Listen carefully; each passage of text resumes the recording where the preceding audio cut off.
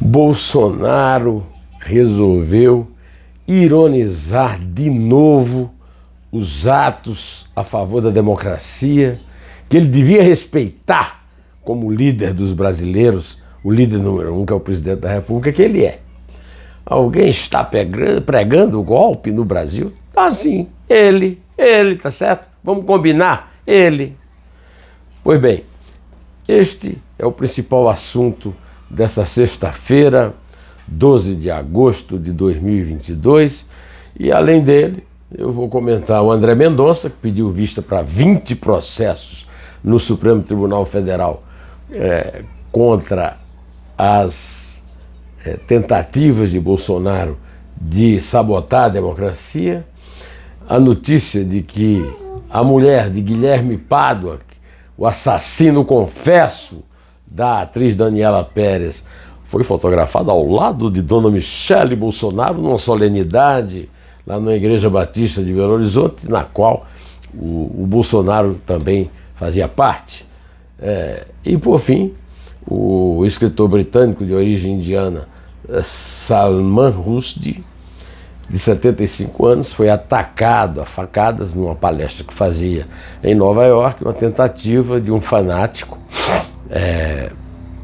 muçulmano executar a pena de morte que foi decretada pelos líderes do Irã por causa de um livro que ele escreveu considerado satânico, Versos Satânicos.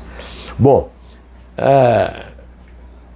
estamos aqui no começo da noite desta sexta-feira e eu venho aqui agradecer penhoradamente a sua bondade, a sua atenção com esses comentários que eu faço, porque você sabe que eu não sou imparcial. Eu tenho lado, e meu lado é você, cidadão brasileiro. Pois é. Agora, eu sou independente. Eu sou independente. Não tenho vínculo com governo nenhum, com partido nenhum, com oposição nenhuma. E você sabe disso. Quem acompanha, quem ouve e que tem o mínimo de boa vontade sabe disso. Bom, vamos então tratar aqui do primeiro assunto. O Bolsonaro tem sido muito aconselhado por seus assessores para não ficar repetindo e repicando comentários irônicos, críticos a respeito do ato. O ato foi ontem e ele continua reproduzindo. Por quê? Porque ele acha que quando ele descobre assim um inimigo, então ele descobriu o paraíso na Terra, que é a possibilidade de massacrar alguém, de falar mal de alguém. Ele é definitivamente uma pessoa do mal, e é por isso que ele chamou os emocionantes atos a favor da democracia no dia dos cursos jurídicos, 11 de agosto, de micareta do PT. E ele é o quê? Ele é o picareta que não é mais do Exército, tá certo? Pois então, e depois fez essa brincadeira. Disse, alguém pregando golpe no Brasil, é ele.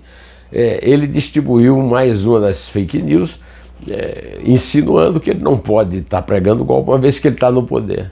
Eu tenho aqui o grande livro do Scurati, o escritor Lombardo, mostrando como Mussolini deu o golpe em si próprio e criou a possibilidade de sucesso do fascismo no século XX. Então o Bolsonaro, iletrado, analfabeto como não ia saber disso, né?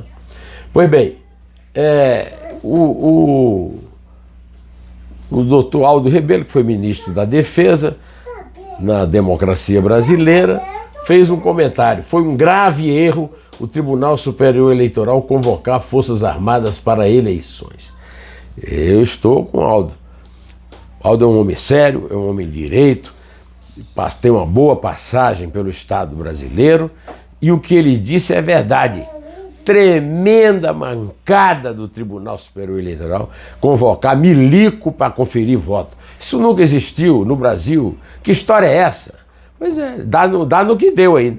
Então, agora o Exército está querendo se tornar dono dos votos dos brasileiros, o que definitivamente não é. Bom, o cupincha do Bolsonaro, André Mendonça, pediu vista para 20 processos que Bolsonaro nos quais o Bolsonaro é investigado por fake news a respeito das eleições e principalmente de urnas fraudadas.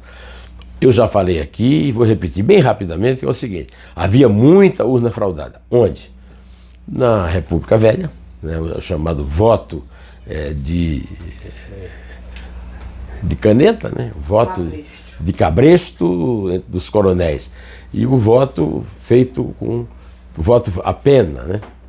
Pois agora não. Na urna eletrônica não há urna fraudada. E o André Mendonça deve saber disso. Até porque o chefinho dele, o amadíssimo chefinho dele, foi eleito várias vezes deputado federal, foi eleito presidente da República, foi eleito para caixa-prego com votos da urna, que não foram fraudados, apesar de ele viver repetindo isso. Era o fato até de se cancelar a vitória dele na eleição de 2018 e mandar ele para fora. Mas não tem ninguém com coragem para fazer isso no Brasil, porque já que ele disse que é fraudado o voto, ele mesmo está fazendo uma confissão, né? Agora, esse casal presidencial não se dá ao respeito. Agora que a TV Globo, a Globo Play, está retransmitindo uma série sobre o assassinato covarde, cruel, brutal da atriz Daniela Pérez, filha da noveleira Glória Pérez, pelo casal formado pelo Guilherme de Pádua e sua mulher. Eles são frequentadores da Igreja Batista da Lagoinha, em Belo Horizonte, onde o senhor Guilherme de Pádua é pastor, né?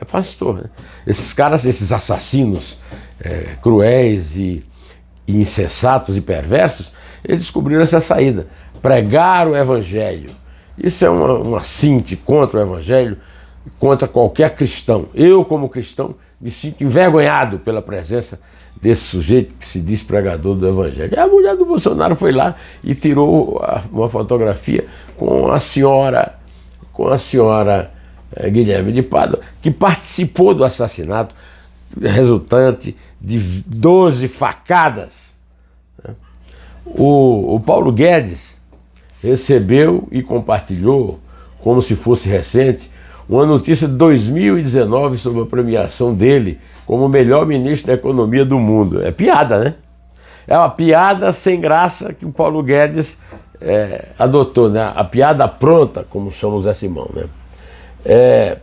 Como eu disse aqui no começo, eu tenho uma grande admiração pelo Salman Rushdie, o escritor britânico de origem indiana, de 75 anos, que foi condenado à morte pelos ayatollahs lá do Irã, por causa de um livro que ele publicou chamado Versos Satânicos. Os Versos Satânicos.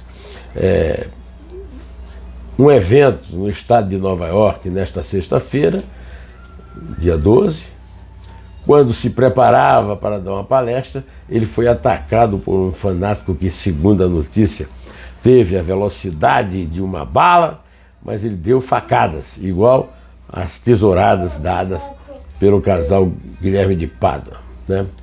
Ele está no hospital, espero que ele resista, porque ele é um herói da liberdade de expressão. Na obra dele, ele retrata um anjo e um demônio muçulmanos que vagam pelo Reino Unido, sua pátria.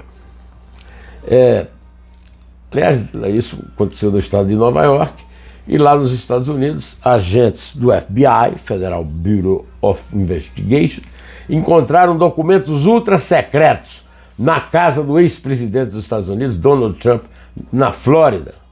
20 caixas, pastas com fotos e bilhete manuscrito foram retirados da residência.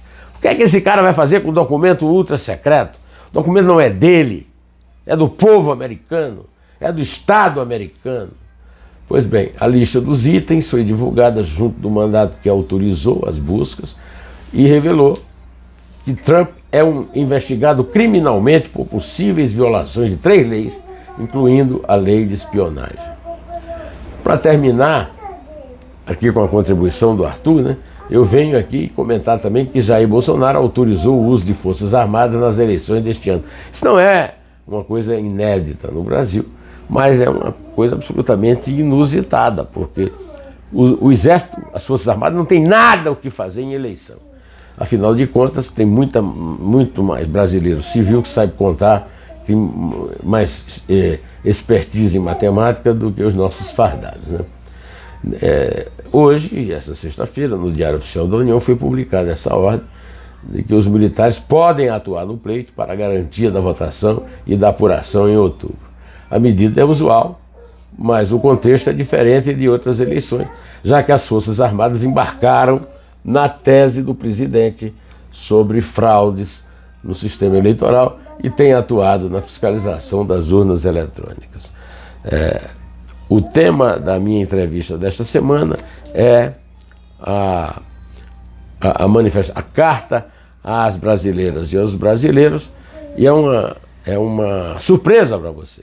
Um dos 6 autores da carta me deu a entrevista, a carta que comoveu o Brasil. Muito obrigado pela sua audiência, pela sua atenção, pela sua participação. Direto ao assunto. Em pé!